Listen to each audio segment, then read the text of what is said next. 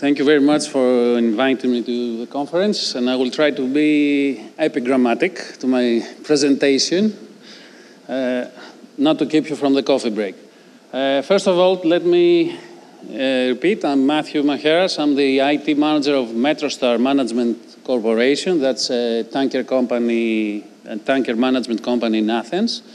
And I'm also the vice president of AMMITEC, which is the Association of Maritime Managers in Information Technology and Communications. This is not only a Greek association based in Athens, but we also have some members in Cyprus. We also have Professor Philippopoulos of University of Limassol with us today, and other members, and some scarce members across the other maritime centers of Europe. So feel free to join, to visit our website, ammitec.org, and become members and be involved in the process. So after the very good presentation, especially about the cyber threat landscape, that's the most we hear these days, let's go to the highest level. And the highest level is the board of directors, or in our industry, what we call the principals or the owners. Because sometimes maritime companies are, many companies under the same owner. Just to repeat and extend what the other speakers have told us up to now, if we go to the global risk report by the World Economic Forum, we see that cyber risks, and not only cyber risks, but in general digital risks, are still one of the top 10 risks for the world altogether. Of course, it goes back, we see the billions and trillions and millions and all the other numbers, but let's focus on the 435% increase in ransomware. This, of course, has not gone unnoticed. The industry is huge. The threats are huge. It becomes a political and even military front. So we have a very interesting article. We have all the biggest think tanks getting in the battle. We heard earlier about reports from BCG. We have all the big fours talking about cybersecurity and this and that. And we also have HBR coming with an article that hits to the most important thing, which is management commitment and owners' commitment, for that matter, or investors and stockholders' commitment. How do you get this? This is what the boards need to do and need to know, because the boards have their own responsibility for cyber, okay? Let's see what the research has shown. How often cybersecurity discussed by the board? And this is the top 500 Fortune companies. Well, regularly responded 69%, rarely 22%, and never 9%. I guess in our industry and the maritime industry, these percentages, they never would go up much more, and rare will be the most common answer. So we have a long road to travel. What the directors need to know about cybersecurity? Cybersecurity is more than protecting data. It's our job, the IT managers, to protect data, but data these days are not the only thing. There are many interfaces, physical and digital interfaces, physical data and digital data, that connect to the actual cybersecurity. For example, on our vessels, we have all these IoT cases. We have more serious technologies, like the engine or loading of the vessels, that depend on being cyber secure. So the board, the owners, need to know that. Not to think, as in the old days, like 15 years ago, if you had a cyber attack, it was only the computers, and the next port, we fix it and that's it. This is not the case anymore. And that's across all industries, of course, because infrastructure is hit. The board of directors must understand and participate in cybersecurity oversight. That means, of course, they will not build a cybersecurity plan. They will not decide on which firewall goes where, but they have to know that there is a plan, and they have to know the basics of the frameworks, that we have to find the attacks, respond, recover, all the NIST framework, and who does that for them? Then the boards must focus on risk, reputation, and business continuity. That's the analog of the well-known CIA, confidentiality, integrity, availability, that we all use. Well, the boards must use RRBC, risk, reputation, business continuity. That means that if you do not have a plan on how to use even the restored version of your data, or even where to use it, if you do not have access to your offices, you can actually, even if you have the perfect IT plan, you cannot actually have business continuity.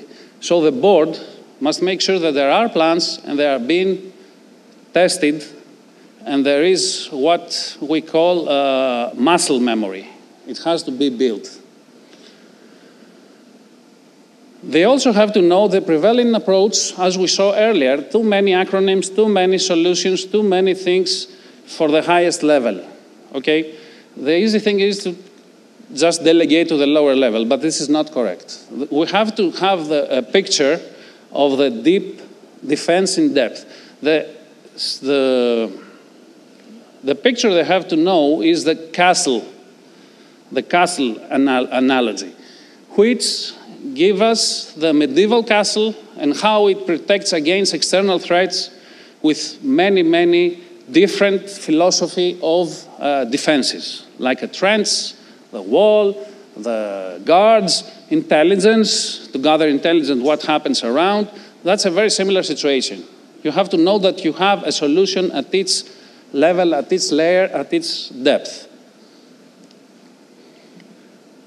Cybersecurity, again, resuming the previous presentation, is an organizational problem, not an IT problem. That's, I think, the biggest mistake of all. And I tell them every chance I have to the owners. Because, for example, GDPR fines, who pays them? Who's responsible? Not the IT manager. By definition of the IT manager, okay? It's the managing director, the company, and pays huge fine and across the world and so on and so forth. So it's an organizational problem. It's not an IT problem, okay? And a very recent Stanford University research showed that 88% of data breaches involve wrongdoing by an employee, either knowingly or without him knowing that he did something wrong. That what we also have in vessels, human error. It's commonplace. That means that we need to know to build more defenses and training in the organization. Okay, so what should we ask them, and everybody should ask them. Do they know what are the most important assets and how are we protecting them? What is the most important asset? It's not the same for everybody. For many companies, it might be data itself, if it is employee data or crew data or something like that. It might be a physical asset, okay, like the known fear if you get a GPS spoofing attack. Whatever it is, they have to be asset, and we have to have the risk assessment and to know what are you protecting. What are the layers of protection you have put in place? As we said earlier, the castle analog. A firewall is not enough anymore. Nor is if you only have multi-factor authentication, let's say. There are many layers. We start with a technical solution, then you have to have procedures and processes in place. And of course, services like security operations centers, of course, and exercises or drills that brings all these together. How do we know if we've been breached? How do we detect a breach? That's a very, very good point.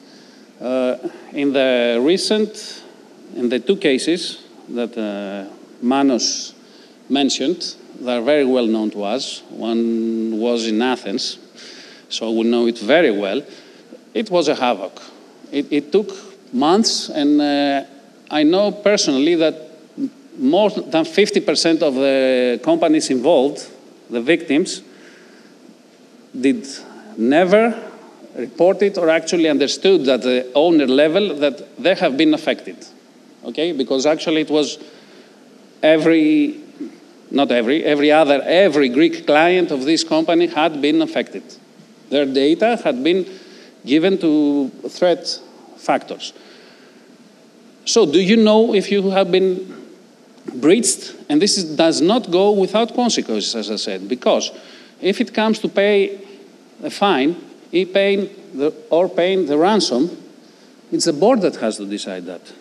I will not decide it, you will not decide it, they will decide it. And they will have to go and pay the fines. What are our response plans in the event of an incident? And the board doesn't need to know the itsy-bitsy details. It needs to know who's in charge, where do they go, who they ask for approval for any budget they need, and stuff like that. Do we have a war cabinet, let's say, scenario? What's the board's role in the event of an incident? What do? They stand and watch. They go to the press. They contact the key players, for example, important customers, who in our case, the charterers, I don't know who. What do? They have to do something. As you all know, it's not up to the simple line manager to deal with a charterer or with an oil major or somebody like this. I will not speak to BP. The owner has to do that. What are the business recovery plans in the event of a cyber incident? And we talk about business recovery, not only IT recovery. We do have backups, restore, and all these. First of all, in most cases, as you all know, when you try these things, 2 out of 3 times, something doesn't work along the chain. Okay, but business has to continue. I think most of you have watched a couple of years ago, 3 years ago, the Maersk case. That was a good case. That was a big damage done, but the response is one of the textbook responses, good enough, and that signifies the importance that Maersk management gave to cyber and IT and technology. And the most critical, is our cybersecurity investment enough? The bad truth about cybersecurity investment is that money are never enough, okay? The budget to reach 100% security is something that doesn't exist. There exists several iterations of 9s, 99.999. However, the budget to reach the further 9s goes to infinity. Okay, you can pay as much money as you have. What do? The thing is to prioritize. To prioritize based on pen tests, to say the simplest, simulations in many cases, and going through the risk assessment and value of each asset that might be compromised. Only then, and of course, metrics. Metrics at all stages. Metrics for people, for systems, and for technologies. If you have that, then you can get your budget and prioritize where you give them more. And to close off, I think it was quick, to close off, just to tell you that these questions had better been asked at the next meeting of your board of directors or managers meeting or owners meeting. Because if you have these questions answered correctly, you might prevent the next incident from being a catastrophe. And the thing that we all say in the cybersecurity, the question is not if you're going to have an incident, but rather when. Thank you very much.